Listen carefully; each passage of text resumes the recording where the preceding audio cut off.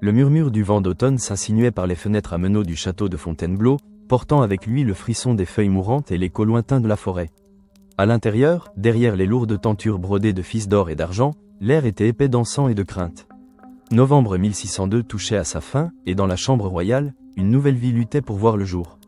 Marie de Médicis, reine de France, gisait épuisée, son front perlé de sueur, tandis que les dames d'honneur et les médecins s'affairaient autour d'elle dans un ballet silencieux de gestes mesurés.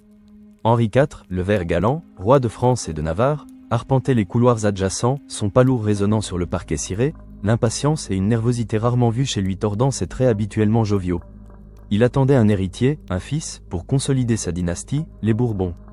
Quand le premier cri perça le silence oppressant, il fut une symphonie inattendue, un mélange de soulagement et d'une joie pure.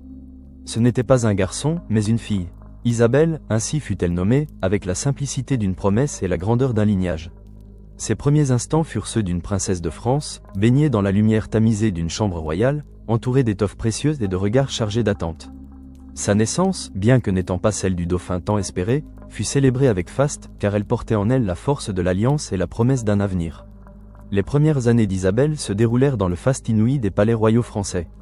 Fontainebleau, le Louvre, Saint-Germain-en-Laye autant de théâtres pour une enfance dorée, mais non moins soumise aux rigueurs de l'étiquette.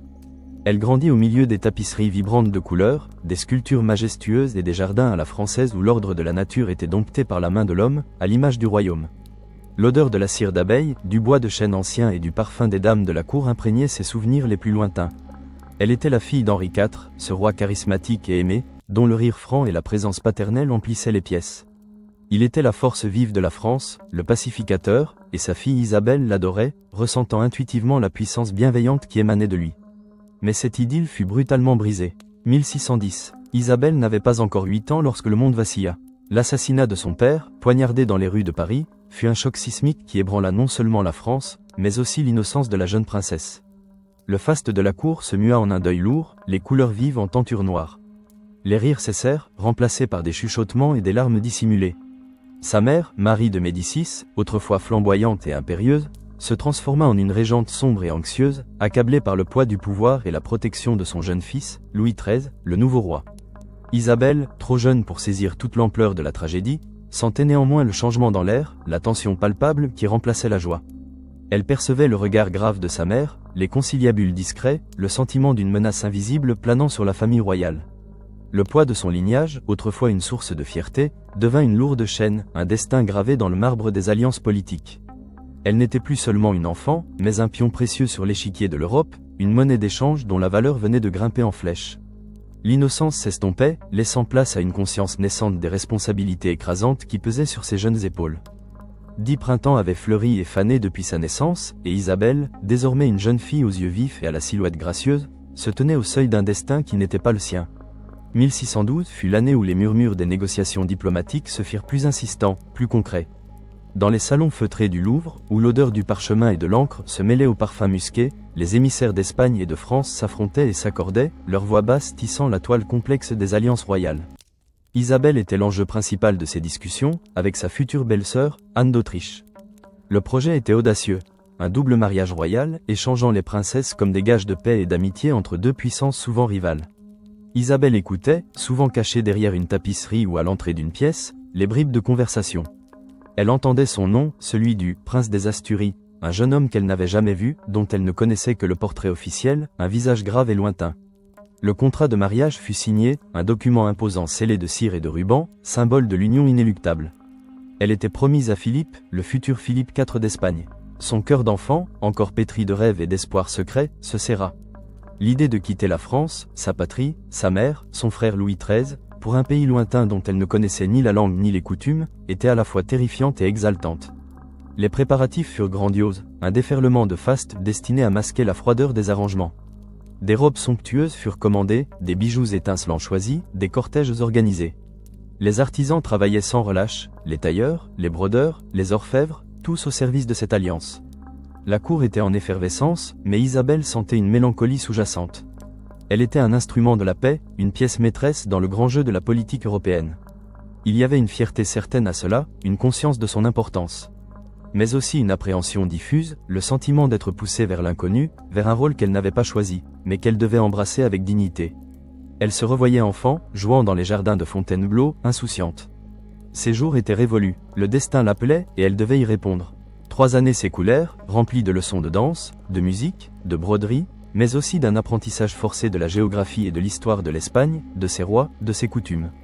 Isabelle s'efforçait d'apprendre l'espagnol, une langue gutturale et majestueuse qui lui semblait si différente du français mélodieux. Puis vint novembre 1615, le mois du grand changement des princesses. L'île des Faisans, un petit îlot sur la Bidassoa, la rivière qui marquait la frontière entre la France et l'Espagne, fut le théâtre de cet événement grandiose et hautement symbolique. Le voyage fut long et émouvant. Chaque ville traversée était l'occasion de festivités, mais aussi de larmes. Les adieux à sa mère, Marie de Médicis, furent déchirants. Isabelle sentait le poids de son regard, à la fois fier et triste, alors qu'elle s'éloignait de la France. Le cortège royal traversa des paysages qui, petit à petit, se transformèrent, annonçant le changement. L'air devint plus sec, les couleurs plus ocres. Sur l'île des Faisans, tout était organisé avec une symétrie parfaite. 2 pavillons somptueux avaient été érigés, l'un français, l'autre espagnol, se faisant face de part et d'autre de la rivière. Le jour J, les 2 cortèges royaux s'avancèrent simultanément. D'un côté, Isabelle, entourée de sa cour française, vêtue d'une robe resplendissante de soie et d'or, le cœur battant à tout rompre. De l'autre, Anne d'Autriche, sa future belle-sœur, accompagnée de la cour d'Espagne, son regard doux voilé d'une timidité royale. Le moment de l'échange fut d'une solennité écrasante. Isabelle sentit tous les regards braqués sur elle, des regards d'examen, de curiosité, de jugement. Elle aperçut enfin Philippe, son futur époux. Il était jeune, son visage encore imberbe, ses traits fins, son regard empreint d'une gravité qui lui sembla bien plus ancienne que ses 16 années. Il y avait une dignité certaine dans sa posture, une réserve qui contrastait avec la vivacité des hommes de la cour de France. Leurs regards se croisèrent un instant, chargés d'une curiosité mutuelle et d'une appréhension partagée. Un signe de tête, un sourire esquissé, puis les formalités reprirent le dessus. L'échange fut rapide, presque mécanique. Isabelle passa d'un pavillon à l'autre, d'une cour à l'autre, d'une langue à l'autre. Les adieux à sa suite française, au visage familier, furent difficiles. Puis vint l'accueil par la cour espagnole, un accueil formel et respectueux, mais empreint d'une distance qu'elle sentit immédiatement. Elle était désormais Isabelle de Bourbon, princesse des Asturies, mais surtout, elle était étrangère. Le voyage se poursuivit vers Burgos, où le mariage fut célébré en grande pompe. L'église était une cathédrale majestueuse, ses voûtes gothiques s'élevant vers le ciel, ses vitraux déversant des lumières colorées sur les robes et les armures. La cérémonie fut longue, empreinte d'une piété intense qui lui parut plus austère que celle de France. Elle prononça ses vœux dans un espagnol qu'elle maîtrisait encore imparfaitement, le son de sa voix résonnant étrangement à ses propres oreilles. Elle était désormais l'épouse de Philippe, la future reine d'Espagne. L'émotion de cette transition brutale la submergea, un mélange de tristesse de quitter sa patrie, d'excitation nerveuse face à cette nouvelle vie, et d'une pression immense pour faire bonne impression, pour être à la hauteur de son nouveau rôle. Le poids de la couronne, bien que non encore posé sur sa tête, se faisait déjà sentir, lourd et implacable. Les années qui suivirent, de 1615 à 1620, furent celles d'une adaptation douloureuse. La cour espagnole n'était pas la cour de France. Là où Paris brillait de 1000 feux, où la conversation était vive et la danse légère, Madrid était un cloître doré, enveloppé d'une gravité presque monacale. L'étiquette était suffocante, un carcan de règles et de protocoles qui régissait chaque geste, chaque mot, chaque regard. Isabelle, habituée à une certaine liberté d'esprit et de mouvement, se sentait prisonnière de cette rigidité. Le palais, bien que somptueux avec ses plafonds peints et ses tapisseries flamandes, lui semblait froid et silencieux. L'odeur de l'encens et des cierges remplaçait celle des jardins fleuris de Fontainebleau. Les relations étaient formelles, les sourires rares et mesurés. Elle luttait avec la langue, ses phrases françaises se mêlant parfois à ses tentatives espagnoles, provoquant des sourires polis mais distants. Ces dames d'honneur espagnoles, choisies avec soin par la cour, étaient respectueuses, mais gardaient une distance. Elle les sentait l'observer constamment, évaluer sa conduite, sa manière de s'habiller, de manger, de prier. Chaque pas était scruté, chaque geste analysé. Sa relation avec Philippe, son époux, restait empreinte d'une courtoisie distante. Il était un jeune homme pieux, cultivé, mais d'une nature réservée, voire mélancolique. Leurs moments ensemble étaient souvent formels, des audiences publiques, des repas silencieux, des promenades où la conversation était superficielle.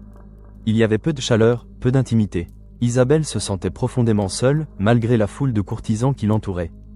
La solitude était une compagne constante, une ombre qui la suivait dans les longs couloirs du palais. Elle rêvait des rires de son père, de la vivacité de sa mère, des jeux avec son frère. Ici, tout était grave, tout était sérieux. Elle tenta de s'intégrer, de comprendre ce monde étranger. Elle passait des heures à étudier l'espagnol, à lire les poètes castillans, à se familiariser avec les coutumes religieuses. Elle s'efforçait d'apprécier la musique espagnole, si différente des airs français. Mais le sentiment d'être une étrangère persistait, une barrière invisible entre elle et le reste de la cour. Les jalousies et les murmures, discrets au début, commençaient à se faire entendre. Une princesse française, avec son tempérament plus vif et ses habitudes plus légères, était perçue avec une certaine méfiance dans cette cour austère. Pourtant, au milieu de cet isolement, une résilience naissait en elle. Isabelle n'était pas faite pour se briser. Elle avait hérité de la force de son père et de la détermination de sa mère. Elle se raccrochait à l'idée que son rôle était important, que son mariage était un pilier de la paix européenne. Elle cherchait des petits moments de joie, dans la lecture, la broderie, ou les rares conversations sincères avec quelques-unes de ces dames qui avaient réussi à briser la glace. Elle apprenait à naviguer dans ce labyrinthe de protocoles, à interpréter les silences, à lire entre les lignes des regards. Elle se forgeait une armure de dignité et de retenue, dissimulant sa vulnérabilité derrière un sourire poli. Elle était la princesse des Asturies, et elle devait l'être avec la grandeur que son titre exigeait, même si son cœur se sentait parfois lourd comme une pierre. Puis, en mars 1621, le glas sonna à travers l'Espagne. Le roi Philippe III, père de son époux, s'éteignit après un long règne. Le deuil envahit la cour, un deuil officiel et profond, mais aussi teinté d'une excitation contenue. C'était la fin d'une ère et le début d'une autre. Pour Isabelle, cela signifiait un changement majeur. Son époux, Philippe, devint Philippe IV, roi d'Espagne, de Naples, de Sicile et du Portugal. Et elle, Isabelle de Bourbon, devint reine d'Espagne. Le jour de l'avènement fut une cérémonie sombre et solennelle, mêlant la pompe du couronnement à la gravité du deuil. Isabelle se tenait aux côtés de Philippe, le cœur battant d'une ambivalence complexe. La réalisation de son destin royal était là, manifeste, écrasante. Elle était enfin reine, le but ultime de son mariage. Mais avec ce titre venait une charge immense de responsabilité, une vulnérabilité accrue aux intrigues qui s'intensifiaient à chaque changement de règne. L'air était lourd de promesses non tenues par le règne précédent, et de nouvelles ambitions qui germaient dans l'ombre. Dans ce tourbillon de pouvoir et d'incertitude, une figure émergea avec une rapidité fulgurante, Gaspard de Guzman, comte-duc d'Olivares. Cet homme, au regard perçant et à la stature imposante, avait été le favori du jeune Philippe du vivant de son père. Avec l'avènement du nouveau roi, son influence devint prépondérante. Il était partout, ses conseils recherchés, ses décisions exécutées. Isabelle le remarqua immédiatement. Son omniprésence, sa manière de chuchoter à l'oreille du roi, sa capacité à contrôler l'accès à Philippe, tout cela l'inquiétait. Elle sentait en lui une force invisible, une ambition dévorante qui allait remodeler la cour et, potentiellement, son propre rôle. Elle était reine, mais elle se sentait aussi d'une fragilité inattendue face à l'immense tâche qui l'attendait et aux forces invisibles qui commençaient à manœuvrer autour du trône. Le deuil du vieux roi se mêlait à l'excitation du nouveau règne, créant un terrain fertile pour les jeux de pouvoir les plus subtils et les plus impitoyables. Isabelle savait que son statut de reine ne la protégerait pas de ces machinations. Au contraire, il la placerait au centre de celle-ci. Elle sentait le poids de la couronne sur sa tête imaginaire, un poids qui ne promettait pas seulement la gloire, mais aussi l'épreuve. Elle était désormais reine, et le vrai combat commençait. Le printemps de cette année 1621 s'épanouissait avec une vigueur nouvelle sur Madrid, mais le palais, encore drapé du deuil récent de Philippe III, ne semblait pas goûter à la légèreté de la saison. L'air, habituellement lourd de la mélancolie du règne précédent, crépitait désormais dès une énergie fébrile, dès une ambition à peine contenue. Philippe IV, jeune roi de 16 ans, était monté sur le trône, et avec lui, une nouvelle ère s'annonçait. Isabelle, désormais reine d'Espagne, sentait ce changement dans chaque pierre du palais, dans chaque regard des courtisans. Elle était au cœur de cette effervescence, mais une ombre, celle de Gaspard de Guzman, comte-duc de Olivares, s'étirait déjà sur la cour, menaçant d'engloutir toute lumière. Olivares, avec sa stature imposante et son regard perçant, était l'incarnation même de cette nouvelle puissance. Il avait été le précepteur et le conseiller de Philippe enfant, et cette proximité s'était muée en une emprise quasi totale sur l'esprit du jeune monarque. Chaque matin, le comte-duc était le premier à être reçu par le roi, le dernier à le quitter le soir. Ces décisions, autrefois suggestions discrètes, étaient devenues des ordres voilés, puis des décrets. La cour, jadis fragmentée en factions rivales, semblait désormais s'incliner devant cette force unique, cet homme qui, en quelques semaines, avait su s'imposer comme l'unique porte d'entrée vers le pouvoir royal.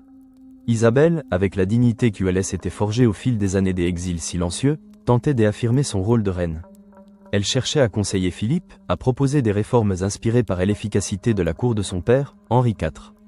Elle s'efforçait d'apporter une touche de pragmatisme français à l'austérité espagnole. Lors des conseils, elle écoutait attentivement, ses yeux vifs captant les nuances des débats, ses pensées s'organisant avec une clarté grandissante. Elle osait parfois prendre la parole, ses mots, prononcés dans un espagnol désormais fluide, portant le poids de sa position. Mais chaque tentative se heurtait à un mur invisible, celui de l'influence des Olivares. Le comte-duc, avec une politesse glaciale, parvenait toujours à déjouer ses initiatives. Si Isabelle suggérait une audience avec un ambassadeur, Olivares avait déjà pris les devants. Si elle proposait une nouvelle mesure pour les pauvres de Madrid, Olivares présentait une version légèrement modifiée, en attribuant le mérite. Les courtisans, autrefois hésitants, comprenaient vite où se trouvait le véritable pouvoir et se détournaient des Isabelle, ses appartements devenant moins fréquentés, ses requêtes moins pressantes. Elle se sentait marginalisée, une reine confinée à son rôle de représentation, ses idées et son intelligence étouffées par la toile des araignées tissée par le valido. La frustration montait en elle, une colère sourde qui menaçait parfois de déborder, mais qu'elle contenait avec une discipline royale. Elle observait Philippe, son jeune époux, si facilement influençable, si désireux de s'appuyer sur la figure paternelle et autoritaire des Olivares. Il y avait dans son regard une lassitude qui lui rappelait ses propres combats. Elle pressentait que cette emprise ne ferait que croître, et que sa propre voix s'éteindrait peu à peu dans le vacarme des ambitions du comte-duc. Les murs du palais, autrefois témoins de son isolement, semblaient désormais se refermer sur elle, non plus par l'austérité, mais par la subtilité venimeuse du pouvoir. L'automne de 1621 apporta avec lui non seulement la fraîcheur et les couleurs mordorées des paysages, mais aussi un vent glacial de rumeurs qui commençait à souffler dans les couloirs du palais. Au début, ce n'était que des chuchotements, des fragments de phrases échangées à voix basse derrière les éventails, des regards obliques jetés sur Isabelle. L'atmosphère devint empoisonnée, comme si un brouillard invisible et toxique s'était immiscé dans chaque recoin de la cour. Les mots étaient des abords imprécis, des allusions à un courtisan trop assidu, à des rencontres inopportunes. Puis, le nom d'un musicien commença à émerger, sans jamais être clairement identifié, sans visage, sans histoire, une ombre, une abstraction, mais une abstraction puissante. Ce musicien, dont personne ne pouvait dire s'il était réel ou fruit d'une invention malveillante, devint le catalyseur d'une calomnie insidieuse. Les murmures se firent plus précis, plus audacieux. La reine Isabelle, fille d'Henri IV, la française, aurait abandonné son roi pour les charmes d'un homme de basse extraction, un simple musicien. Ces rumeurs, Isabelle en était convaincue, elles n'étaient pas spontanées. Elles portaient la marque de l'orchestration, le sceau d'une intention malveillante. Qui des autres que le comte-duc des Olivares aurait pu tirer un tel bénéfice de la discréditation de la reine? En affaiblissant son image, en la rendant suspecte, il renforçait son propre contrôle sur Philippe IV, isolant davantage le jeune roi de toute influence extérieure, surtout celle de son épouse. Le choc initial fut brutal. Isabelle entendit pour la première fois ces allégations par une de ses dames des honneurs, une femme fidèle et effrayée, qui lui rapporta les propos échangés à la cuisine, puis dans les antichambres. L'indignation monta en elle, une vague de fureur et de dégoût. Comment pouvait-on inventer de telles infamies? Elle, la reine des Espagnes, la fille d'un roi aussi illustre que Henri IV, accusée d'une telle bassesse. C'était une insulte à son honneur, à son lignage, à son devoir. Puis vint un sentiment d'injustice profonde.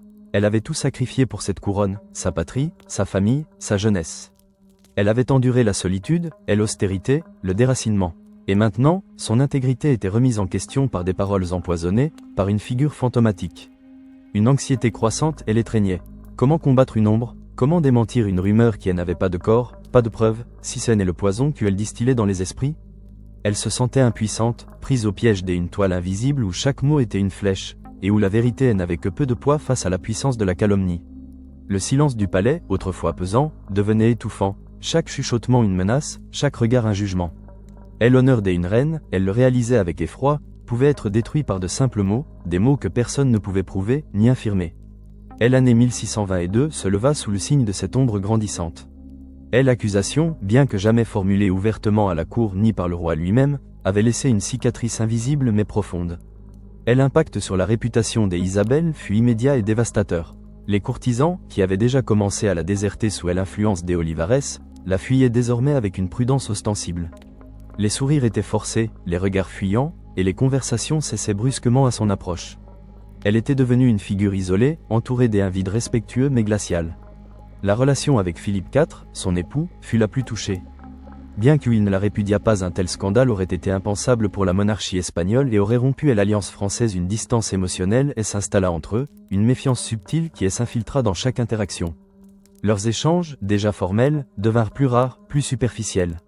Philippe, sous le poids de son éducation pieuse et du sens de l'honneur dynastique, ne pouvait ignorer les murmures. Il ne les confrontait pas, ne les démentait pas, mais il s'insinuait dans son esprit, créant une fissure dans la confiance qu'il aurait dû accorder à sa reine. Isabelle le sentait dans l'air du soir, dans le silence de leurs appartements, dans la manière dont son regard évitait le sien. Elle voyait la suspicion dans ses yeux, même s'il s'efforçait de la dissimuler. Cette douleur était plus aiguë que toute la solitude qu'elle avait connue auparavant. Elle était humiliée, blessée au plus profond de son être par cette injustice. Chaque jour était une lutte intérieure pour maintenir sa dignité, pour ne pas laisser transparaître la souffrance qui rongeait son cœur. Elle devait continuer à jouer son rôle public, à sourire aux ambassadeurs, à assister aux messes, à présider les réceptions, comme si de rien n'était. Mais sous la parure de la reine, elle était une femme blessée, portant le poids d'une accusation qu'elle ne pouvait laver. Olivares, quant à lui, exploitait la situation avec une habileté machiavélique. Il ne mentionnait jamais directement les rumeurs à Philippe, mais il les laissait planer, les nourrissait par des allusions subtiles à la légèreté française, à la nécessité de protéger le roi des influences étrangères. Il renforçait ainsi son contrôle sur Philippe, se présentant comme le seul rempart contre les dangers qui menaçaient la monarchie. Et l'isolement d'Isabelle s'accentuait dans ce climat de faux-semblants, où les mots non dits avaient plus de pouvoir que la vérité elle-même. Le palais était devenu un théâtre où elle était contrainte de jouer le rôle d'une reine irréprochable, tandis que son cœur se brisait en coulisses, sous le poids d'une calomnie dont elle ne voyait pas la fin. De 1623 à 1628, Isabelle mena une guerre silencieuse contre l'ombre qui la poursuivait. Elle comprit qu'elle ne pouvait pas combattre les rumeurs par la réfutation directe, car cela ne ferait que leur donner plus de corps. Sa seule arme était une conduite irréprochable, un dévouement public et sans faille à ses devoirs de reine. Elle fit de sa vie un exemple de vertu et de piété, espérant que ses actes parleraient plus fort que les murmures. Chaque matin, elle se levait avec la détermination de prouver son innocence par l'action. Elle multipliait les apparitions publiques, toujours vêtue avec une modestie élégante, le visage serein et digne. Elle s'impliqua activement dans les œuvres de charité, visitant les hôpitaux, distribuant des aumônes aux pauvres, se montrant compatissante et généreuse. L'odeur âcre des hospices, le contact des mains calleuses des indigents, tout cela était pour elle une forme de pénitence et de défi. Elle passait des heures en prière dans les chapelles du palais, son recueillement visible, sa dévotion sans faille. Elle assistait à toutes les cérémonies religieuses, participant aux processions avec une ferveur qui ne laissait aucun doute sur sa piété. La cour, qui la scrutait à chaque instant, observait ses démonstrations de vertu, mais les esprits étaient déjà trop empoisonnés pour changer d'avis du jour au lendemain. Parallèlement à cette quête de réhabilitation personnelle, la pression pour donner un héritier mâle à la couronne s'intensifiait. L'Espagne avait besoin d'un dauphin, d'un futur roi pour assurer la stabilité dynastique. Isabelle, malgré les épreuves, tomba enceinte à plusieurs reprises. Chaque grossesse était un mélange d'espoir et d'angoisse. Elle portait en elle non seulement la vie, mais aussi l'avenir de la monarchie, le poids de l'attente. Malheureusement, la tragédie frappa à plusieurs reprises. De nombreux enfants ne survécurent pas, emportés par les maladies infantiles qui ravageaient à l'époque. Des filles naquirent, des espoirs se levèrent, puis s'éteignirent rapidement.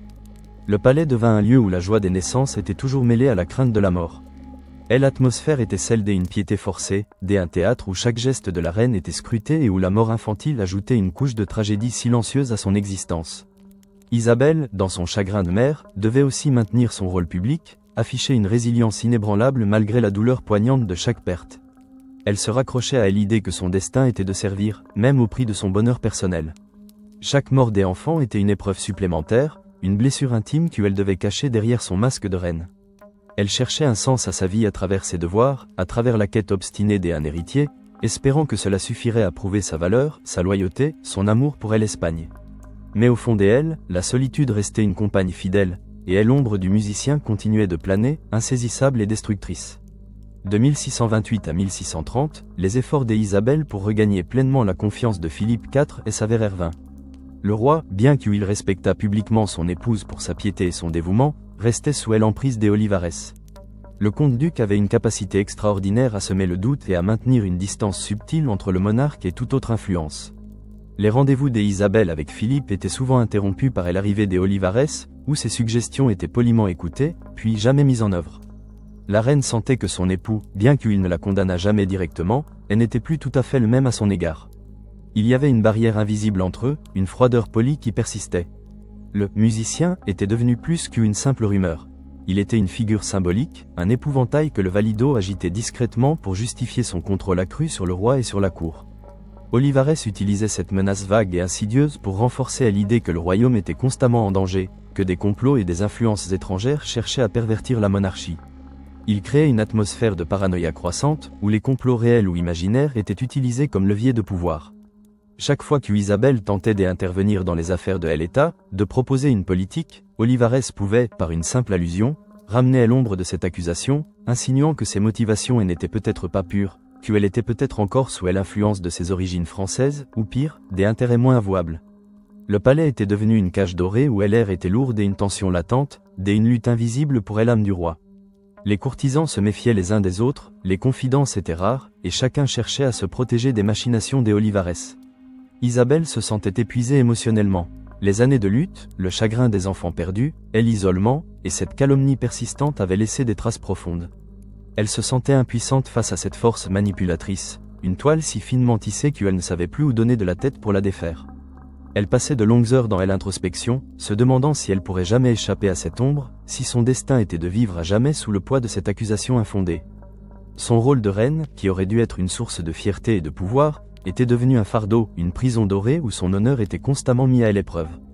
Elle regardait les jardins du palais par la fenêtre, les arbres se balançant doucement sous le vent, et se demandait si elle retrouverait un jour la paix, la confiance, la lumière. Le musicien, cette figure sans nom, était devenu le symbole de toutes les menaces, intérieures et extérieures, pesant sur la monarchie espagnole et surtout sur la reine. Il était le miroir des peurs d'Olivares et l'instrument de sa domination. Et Isabelle, malgré son titre, se sentait plus que jamais une étrangère, prisonnière d'une fable qu'elle n'avait pas écrite. Les années s'étiraient, lourdes de l'écho des tambours lointains et du fracas des batailles qui déchiraient l'Europe. De 1630 à 1635, la guerre de 30 ans, ce monstre insatiable, intensifiait sa morsure, et l'Espagne, déjà exsangue, était de plus en plus engluée dans ses filets sanglants. Les préoccupations politiques et militaires dominaient chaque conversation, chaque décision. Le palais de Madrid, jadis un théâtre de l'austérité et des intrigues feutrées, vibrait désormais d'une tension palpable, d'une urgence constante. Les nouvelles des fronts arrivaient, apportant leur lot de victoires éphémères et de défaites cuisantes, semant l'espoir et le désespoir dans les cœurs. Philippe IV, le roi, était souvent absent, appelé par les nécessités de la guerre, par les exigences de la stratégie. Ces départs laissaient derrière eux un vide, un silence lourd que seul le bourdonnement anxieux de la cour parvenait à rompre. C'est dans ces moments d'absence royale qu'Isabelle, la reine, se retrouva sollicitée, non plus comme une figure décorative, mais comme un pilier essentiel du royaume. Les ministres, les conseillers, même ceux qui l'avaient jadis évité, venaient frapper à sa porte, cherchant son avis, son jugement, sa décision. La nécessité, cette maîtresse implacable, brisait les barrières de la méfiance et des préjugés. Dans le grand salon d'audience, où les portraits des ancêtres regardaient avec une gravité séculaire, Isabelle présidait les conseils. Sa voix, claire et posée, résonnait sous les plafonds peints. Elle écoutait avec une attention méticuleuse les rapports des généraux, les plaintes des intendants, les doléances des ambassadeurs. Ses questions étaient pertinentes, ses analyses aiguisées. Elle se souvenait des leçons de son père, Henri IV, de sa capacité à comprendre les hommes et les stratégies. Elle se rappelait les discussions entendues dans son enfance, les subtilités de la politique française. Ces années d'exil forcé, d'observation silencieuse, avaient fait d'elle une femme d'État insoupçonnée. Les courtisans, habitués à la voir dans un rôle plus effacé, observaient sa transformation avec un mélange de surprise et d'admiration forcée. Elle était capable, énergique, et son jugement souvent plus rapide et plus juste que celui de certains hommes. Elle prenait des décisions, signait des décrets, gérait les affaires courantes du royaume avec une autorité naturelle. L'odeur de l'encre et du parchemin remplissait ses journées, le poids des responsabilités écrasait ses nuits. Elle se sentait enfin à sa place, utile, indispensable. Un regain de détermination la portait, une fierté nouvelle dans l'exercice de ce pouvoir qu'elle avait toujours possédé par son titre, mais rarement par l'action. Cependant, cette influence grandissante, cette compétence affichée, ne tardèrent pas à raviver les braises des anciennes rumeurs. L'atmosphère de la cour, déjà tendue par la guerre, se chargea à nouveau des murmures insidieux. Si le musicien s'était estompé dans les mémoires, d'autres calomnies prirent sa place, attisées par les ennemis politiques qui voyaient en Isabelle une menace à leurs propres ambitions. La Française est trop ambitieuse, chuchotaient certains, elle veut régner à la place du roi. D'autres insinuaient qu'elle profitait de l'absence de Philippe pour tisser ses propres intrigues, pour favoriser des intérêts français. Le fait qu'elle soit française, sa vivacité d'esprit, sa capacité à prendre des décisions rapides et efficaces, tout cela était interprété comme des signes de duplicité. Isabelle le sentait, elle lisait la méfiance dans certains regards, entendait les silences lourds après son passage. Chaque victoire militaire, chaque décision judicieuse qu'elle prenait en l'absence du roi, renforçait sa légitimité aux yeux du peuple, mais aussi sa vulnérabilité aux attaques de ceux qui craignaient son pouvoir. Son sentiment de devoir patriotique envers l'Espagne, ce pays qu'elle avait appris à servir et à aimer, entrait en conflit avec l'angoisse personnelle de voir son honneur à nouveau mis en doute. Elle était prise entre le marteau de la nécessité et l'enclume de la calomnie. Mais cette fois, elle ne pliait pas. Elle avait enduré trop de choses pour se laisser abattre par des mots. La guerre, implacable et omniprésente, lui avait donné une force nouvelle, une carapace de résilience. Elle était reine, et elle gouvernerait, quoi qu'il en coûte. Puis vint l'année 1635, et avec elle, un coup de tonnerre qui ébranla la cour et le royaume jusqu'à ses fondations. La nouvelle, portée par des messagers pâles et essoufflés, tomba comme une sentence. La France, dirigée par le cardinal de Richelieu et son propre frère, Louis XIII, avait déclaré la guerre à l'Espagne. Un froid glacial s'abattit sur le palais, plus mordant que tous les vents d'hiver. C'était une trahison, une déclaration de guerre non seulement entre deux nations, mais entre deux mondes, deux familles. Pour Isabelle, ce fut un déchirement intérieur d'une violence inouïe. Son sang, le sang des Bourbons, se retrouvait en guerre contre son cœur, son devoir. La France, sa patrie de naissance, le pays de son enfance, de son père, de son frère, était désormais l'ennemi. L'amertume de cette guerre était présente dans chaque regard, chaque conversation. L'air était chargé de la suspicion envers tout ce qui était étranger, et surtout, français. La cour, déjà prompte à la méfiance, se tourna vers elle avec une hostilité à peine voilée. Les murmures, déjà renaissants, se firent plus véhéments, plus accusateurs. Les anciennes calomnies refirent surface, mais cette fois avec une force décuplée. Comment faire confiance à une reine dont le propre frère est notre ennemi?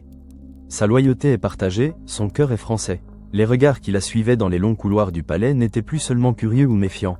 Ils étaient accusateurs, imprégnés d'un jugement sévère. Isabelle sentait cette douleur intense l'envahir. Elle était prise au piège d'une double allégeance impossible. Elle était reine d'Espagne, épouse de Philippe IV, mère de ses enfants. Son devoir était ici, mais comment renier le sang qui coulait dans ses veines, les souvenirs de son enfance, l'amour pour sa famille? Chaque victoire espagnole était une blessure, chaque défaite française une autre. Elle était coupable par association, traîtresse par naissance. Olivares, bien sûr, ne manqua pas d'exploiter cette nouvelle faiblesse. Il ne la condamnait pas directement en public, mais ses allusions étaient constantes, ses avertissements subtils mais clairs. Le royaume doit se protéger de toutes les influences, surtout celles qui viennent de l'ennemi. Il renforçait ainsi l'isolement d'Isabelle, la transformant en un symbole de la menace étrangère, même si elle était la reine. Elle passait des nuits blanches, les yeux fixés sur le plafond orné de son appartement, le cœur lourd de chagrin. Elle se sentait plus seule que jamais, incomprise, jugée. L'amertume de cette situation la rongeait. Elle avait tout donné à l'Espagne, sa jeunesse, ses espoirs, son énergie. Et maintenant, elle était soupçonnée d'une double allégeance, son honneur à nouveau sali par les circonstances. Les murs du palais, autrefois son refuge, devenaient les murs de sa prison, et l'air qu'elle respirait était imprégné du poison de la méfiance. C'était le prix à payer pour être une reine étrangère en temps de guerre. 3 années passèrent, marquées par l'intensification de la guerre et l'isolement croissant d'Isabelle. Mais le destin, parfois, offre des moments de grâce inattendus. 1638, l'Espagne attendait depuis si longtemps. Les grossesses d'Isabelle s'étaient soldées par des filles ou par des tragédies. La pression pour donner un héritier mâle à la couronne était devenue insoutenable, un fardeau qui pesait sur chaque souffle de la reine. En ce jour mémorable, l'atmosphère du palais était tendue, électrique. Les dames d'honneur s'affairaient autour d'Isabelle, dont les douleurs s'intensifiaient. Philippe IV arpentait les couloirs adjacents, son visage habituellement grave, marqué par une anxiété palpable. Les prières montaient des chapelles, des églises de Madrid, implorant le ciel d'accorder enfin un fils à l'Espagne. L'odeur des herbes médicinales se mêlait à celle de la cire des bougies et de l'encens, créant une ambiance de recueillement et d'attente fiévreuse. Puis, un cri perça le silence angoissé. Un cri puissant, clair, mâle. Le son résonna dans le palais, porté de bouche en bouche. Un prince, c'est un garçon. L'annonce fut accueillie par une explosion de joie et de soulagement qui se répandit comme une onde de choc à travers la cour, puis dans les rues de Madrid et enfin dans tout le royaume. Le prince Balthazar Carlos venait de naître, l'héritier mâle tant attendu, la promesse d'une lignée assurée. Pour Isabelle, ce fut un triomphe personnel d'une ampleur inouïe. La douleur de l'enfantement s'effaça devant l'immense soulagement et la fierté maternelle qui l'envahirent. Elle tenait son fils dans ses bras, un petit être fragile mais puissant, le garant de l'avenir de l'Espagne. Les larmes roulaient sur ses joues, des larmes de joie pure, de gratitude, de bonheur authentique. Elle l'embrassait, sentant la douceur de sa peau, le battement de son petit cœur contre le sien. Les célébrations furent grandioses. Des feux de joie s'allumèrent sur les places publiques, les cloches des églises sonnèrent à toute volée, des processions s'organisèrent. Le palais, habituellement si sombre, fut illuminé, les banquets se succédèrent, les musiciens jouèrent des airs joyeux. La pression dynastique qui pesait sur la reine depuis des années semblait s'alléger d'un coup. Le royaume exultait, et avec lui, Isabelle. Pendant un temps, les rumeurs, les calomnies, les accusations de loyauté douteuses s'estompèrent, éclipsées par la joie nationale. Comment douter d'une reine qui avait enfin donné à l'Espagne son héritier? L'amour pour son fils, ce petit prince aux yeux vifs, surmontait toutes les épreuves passées. Ce fut un moment de répit et de bonheur authentique, une parenthèse enchantée dans sa vie de reine. Elle se sentait enfin acceptée, aimée, non seulement comme souveraine, mais comme mère. Le poids du passé ne disparaissait pas entièrement, mais il s'allégeait, laissant place à l'espoir et à la promesse d'un avenir plus serein pour elle et pour son royaume. L'odeur des fleurs fraîches et du vin doux emplissait l'air, contrastant avec les effluves de la guerre. Les années qui suivirent, de 1640 à 1642, furent une période de chaos et de troubles pour l'Espagne. La guerre de 30 ans continuait de faire rage à l'extérieur, mais de nouvelles menaces, plus insidieuses, surgirent de l'intérieur. Les rébellions éclatèrent en Catalogne et au Portugal, plongeant le royaume dans une crise interne majeure. L'unité de l'Espagne, si durement acquise, vacillait. Philippe IV, fidèle à son devoir de roi, partit au front pour tenter de réprimer les insurrections. Son absence, cette fois, ne fut pas seulement une parenthèse, mais une nécessité prolongée. Le royaume avait besoin d'une main ferme pour le gouverner, et cette main fut celle d'Isabelle. Elle fut nommée régente, un rôle qu'elle embrassa avec une force et une détermination inattendues, même de ses plus ardents partisans. Le palais devint un centre de commandement frénétique. L'atmosphère était celle d'une urgence constante, d'une cour mobilisée pour la guerre et la répression des rébellions. Isabelle travaillait sans relâche, du lever au coucher du soleil, et souvent bien au-delà. Elle présidait les conseils de guerre, recevait les généraux revenus du front, écoutait les rapports des espions et des gouverneurs. Ses décisions étaient rapides, parfois audacieuses, toujours guidées par un sens aigu de la survie du royaume. Elle se montrait une régente capable et énergique, surprenant même Olivares, dont l'influence commençait, imperceptiblement, à s'éroder. Elle gérait la cour et les affaires d'État avec une fermeté qui lui avait été reprochée par le passé, mais qui était désormais indispensable. Elle négociait avec les factions, apaisait les tensions, levait des fonds pour l'armée, organisait le ravitaillement. L'odeur de la poudre et de la sueur des coursiers emplissait les antichambres. Au fond d'elle, une force nouvelle avait émergé. Le sentiment de responsabilité était écrasant, mais aussi galvanisant. C'était son moment, sa chance de prouver sa légitimité, non par son sang ou son mariage, mais par son action. Elle n'était plus la jeune Française isolée, ni la reine calomniée. Elle était la régente d'Espagne, la protectrice de son fils, le prince Balthazar Carlos, et la gardienne du royaume. Les longues nuits passées à étudier les cartes, à lire les dépêches, à rédiger des ordres, forgeaient en elle une leader. Les courtisans, les ministres, même le peuple, qui la voyait passer dans les rues de Madrid, reconnaissaient en elle une figure de courage et de dévouement. Les anciennes rumeurs semblaient désormais si lointaines, si futiles, face à l'ampleur des défis. Elle avait trouvé son but, sa raison d'être dans cette tempête. C'était une période de chaos, mais pour Isabelle, c'était aussi une période de révélation. Elle dépassait ses limites, prouvant sa valeur politique par l'action, et non par de vaines paroles. Elle était une reine, enfin, dans toute la plénitude du terme. Le rideau de fer qui avait enserré la cour d'Espagne pendant des décennies, tissé par la main de fer du comte-duc d'Olivares, commençait à se fissurer. L'année 1643 marqua un tournant inattendu, une libération lente et progressive de l'emprise de cet homme qui avait régné sur l'esprit de Philippe IV avec une autorité quasi absolue. Les revers militaires en Flandre, les rébellions internes qui s'éternisaient, le mécontentement croissant de la noblesse et du peuple, tout cela sapait la position d'Olivares. Le roi, enfin, commença à douter de son valido, à voir les fissures dans l'édifice qu'il avait construit. Isabelle, en tant que régente, avait été un témoin privilégié de cette lente érosion du pouvoir d'Olivares. Elle avait vu les ministres murmurer, les courtisans s'éloigner de lui, les plaintes contre sa politique monter jusqu'aux oreilles du roi. Elle avait elle-même, avec prudence, laissé transparaître ses propres doutes, ses propres critiques, non pas par vengeance, mais par conviction de l'intérêt du royaume. Le jour de la disgrâce et du renvoi d'Olivares fut un moment de silence stupéfait, suivi d'un soulagement palpable. Le palais respira enfin. C'était comme si une chape de plomb avait été retirée, laissant l'air circuler librement après des décennies d'oppression. L'atmosphère, autrefois lourde de la présence écrasante du comte-duc, était désormais empreinte d'une libération, d'une nouvelle possibilité. Les visages, jadis tendus et craintifs, se détendirent, arborant des sourires plus authentiques, des regards moins fuyants. Pour Isabelle, ce fut un mélange complexe d'émotions. Le soulagement était immense. Son principal détracteur, l'homme qui avait orchestré sa marginalisation et alimenté les rumeurs, était enfin parti. Il y avait une satisfaction silencieuse, une forme de revanche que le destin lui offrait.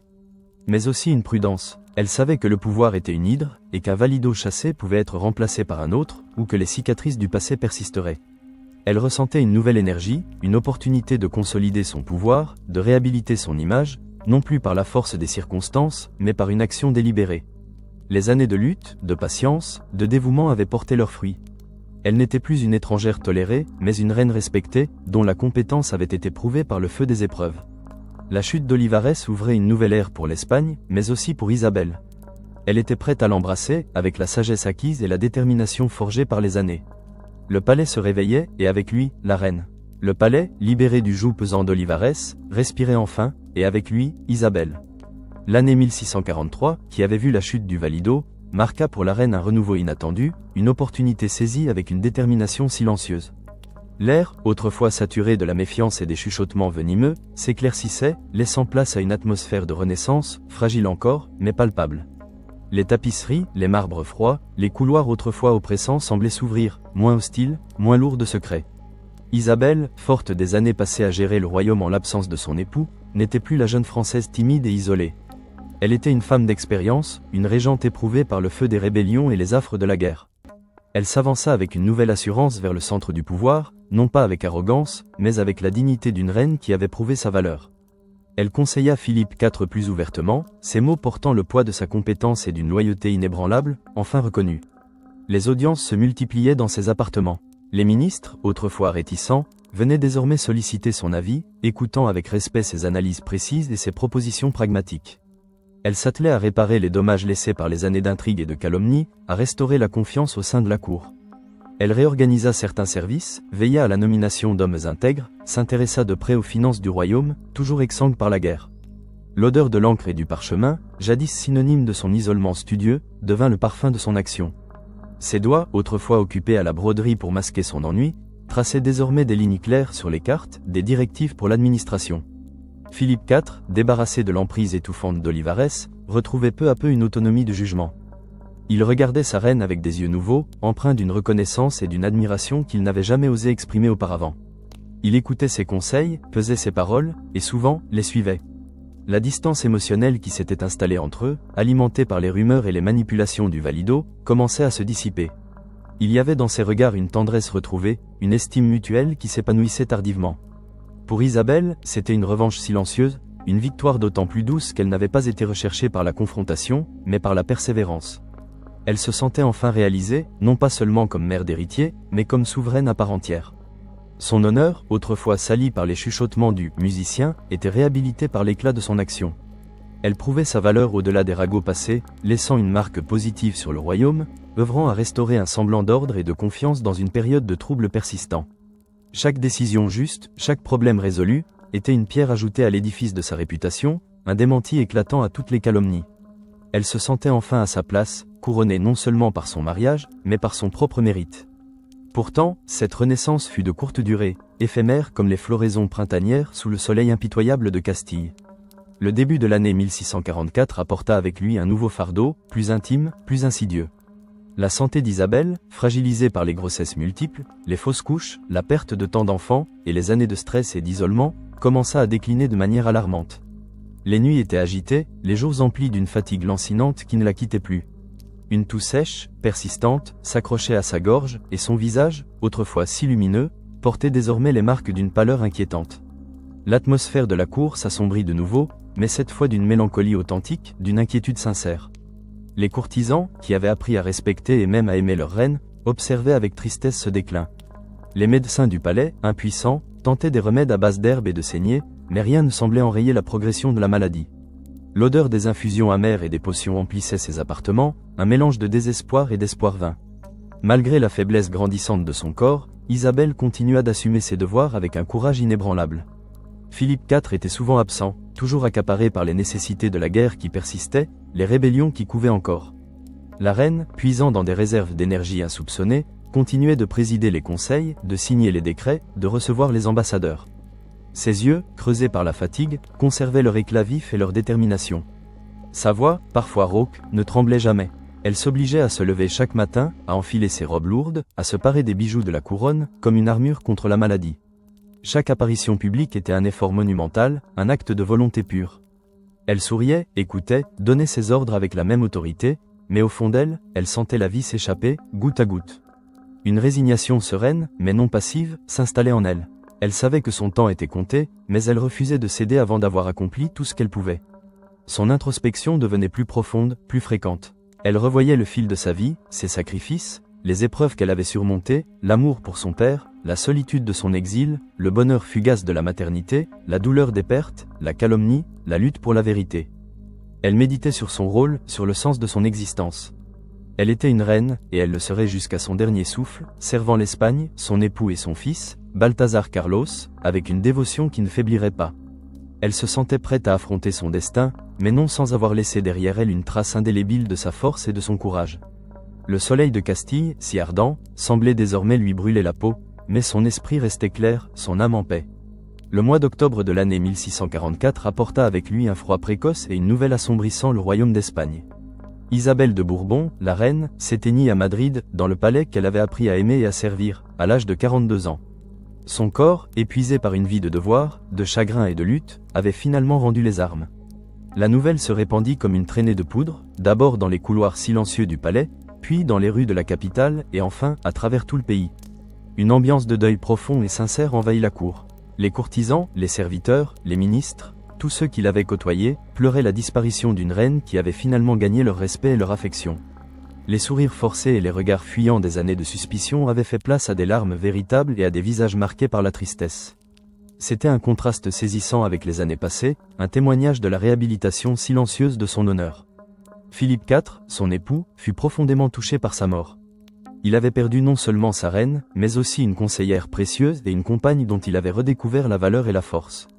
Son visage, déjà grave, se figea dans une douleur visible. Il se retira dans la solitude, méditant sur la vie de celle qui avait partagé son trône et ses épreuves. Le royaume perdait une régente capable, une figure stable dans un temps de grande instabilité. La mort d'Isabelle fut un coup dur pour l'Espagne, qui avait besoin de sa sagesse et de sa détermination. Les funérailles furent célébrées avec une pompe royale, mais aussi avec une émotion que l'on n'avait pas toujours vue à la cour. Le cercueil d'Isabelle, drapé de velours noir et orné des armoiries de France et d'Espagne, fut porté en procession à travers les rues de Madrid, suivi par une foule silencieuse et respectueuse. Les cloches des églises sonnaient le glas, un son lourd et lent qui résonnait dans les cœurs. L'odeur de l'encens et des cierges emplissait l'air, se mêlant à la fraîcheur de l'automne. Pour Isabelle, c'était la fin d'une vie marquée par la grandeur de son lignage et la tragédie de ses épreuves. Un repos enfin trouvé, après une existence passée à naviguer entre les devoirs royaux et les attaques personnelles, entre la magnificence du trône et la solitude de son cœur. Son corps reposait en paix, mais son esprit, son courage, son dévouement, demeuraient dans les mémoires de ceux qui avaient été témoins de sa force. Elle était partie, mais elle avait laissé derrière elle un héritage qui, avec le temps, allait briller d'un éclat nouveau, laver des ombres du passé. Avec la mort d'Isabelle, le temps, ce grand réparateur, commença son œuvre de réhabilitation. Dès 1644 et au-delà, l'évaluation posthume de sa vie prit une nouvelle tournure. Philippe IV lui-même, accablé par le chagrin et le regret, exprima publiquement et en privé une profonde reconnaissance pour sa reine.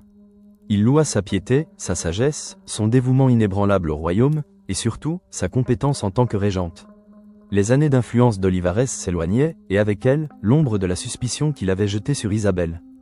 Le roi se remémora les conseils avisés qu'elle lui avait donnés, la force qu'elle avait montrée dans les moments de crise, le courage avec lequel elle avait assumé ses devoirs malgré sa santé déclinante. Il reconnut le sacrifice de sa vie et le prix qu'elle avait payé pour la couronne d'Espagne. Progressivement, les historiens et les chroniqueurs de l'époque, libérés de la censure d'Olivares et de la pression des intrigues de cour, commencèrent à réévaluer le rôle d'Isabelle. Les rumeurs du « musicien » furent minimisées, reléguées au rang d'intrigues de cour, de calomnies politiques sans fondement, orchestrées pour affaiblir la reine et renforcer d'autres pouvoirs. On souligna sa force de caractère, son intelligence, son dévouement sans faille à l'Espagne. On mit en lumière sa capacité à gouverner, sa résilience face à l'adversité, sa dignité face à l'humiliation. Les récits de sa vie, d'abord teintés de suspicion, se transformèrent en éloges de sa vertu et de sa grandeur. L'atmosphère de la cour, et plus largement de la société espagnole, fut celle d'une réconciliation et d'une réhabilitation. Le temps permit de dissiper les ombres et de juger la reine à l'aune de ses actions plutôt que des calomnies. Son rôle dans la gestion du royaume pendant les absences de Philippe IV, sa détermination à donner un héritier mâle, sa piété et sa charité, tout cela fut mis en avant comme des preuves irréfutables de sa loyauté et de son amour pour l'Espagne. Le souvenir de la « française » s'estompa, remplacé par celui d'une grande reine espagnole. Pour Isabelle, c'était une reconnaissance tardive, une forme de justice historique qui venait laver son honneur. Son héritage se dessinait comme celui d'une reine résiliente, dont la valeur avait été prouvée par l'épreuve et dont l'honneur avait été restauré par le temps et la vérité. Elle n'était plus la figure suspecte des années précédentes, mais une souveraine respectée, dont la mémoire était désormais vénérée. Les portraits d'elle, autrefois scrutés avec méfiance, étaient désormais contemplés avec respect, ses traits fins et son regard digne immortalisés comme ceux d'une héroïne. Les murmures avaient cessé, remplacés par le silence respectueux de l'histoire. L'histoire d'Isabelle de Bourbon résonne encore aujourd'hui, un écho lointain mais puissant des défis auxquels les femmes de pouvoir ont été confrontées à travers les âges. Sa vie est une réflexion poignante sur la fragilité de la réputation, sur la manière dont les accusations, même infondées, peuvent laisser une marque indélébile, déformer une existence et empoisonner des relations. Le musicien, ce personnage anonyme et évanescent, demeure un symbole éloquent des dangers de la calomnie, de l'intrigue de cour, et de la facilité avec laquelle une image peut être détruite par de simples mots, prononcés dans l'ombre. Dans une perspective contemporaine, le parcours d'Isabelle offre une analyse posée et réfléchie des mécanismes du pouvoir, des jalousies qui le minent et du rôle souvent impitoyable de la rumeur. Elle fut une figure tragique, mais aussi héroïque, contrainte de naviguer dans un monde d'hommes, où sa valeur était constamment remise en question non par ses actes, mais par son origine, son sexe, et les machinations de ceux qui convoitaient son influence. Son silence, sa résilience, son dévouement inébranlable face à l'adversité sont autant de leçons qui traversent les siècles. L'ère d'aujourd'hui, bien que lointain de l'encens et des intrigues du palais de Madrid, porte toujours la sagesse acquise de sa souffrance. Nous ressentons une empathie profonde envers Isabelle, une reconnaissance de sa force face à l'adversité. Elle est le visage de toutes ces femmes puissantes dont les vies ont été scrutées, jugées, et parfois salies par des accusations sans fondement. Son histoire est une méditation sur la persistance de l'injustice, sur la quête éternelle de la vérité historique qui, parfois, ne se révèle qu'après des siècles. Isabelle de Bourbon n'a pas abandonné son roi pour un musicien. Elle a embrassé un destin, enduré des épreuves, et servi un royaume avec une dignité et une force qui ont fini par triompher de l'ombre. Son héritage n'est pas celui d'un scandale, mais celui d'une reine résiliente, dont l'honneur a été restauré par le temps, et dont l'histoire nous rappelle la valeur inestimable de l'intégrité face à la calomnie. Son murmure s'élève aujourd'hui, non pas celui d'une accusation, mais celui d'une victoire silencieuse, celle de la vérité sur le mensonge, et de la persévérance sur l'oubli.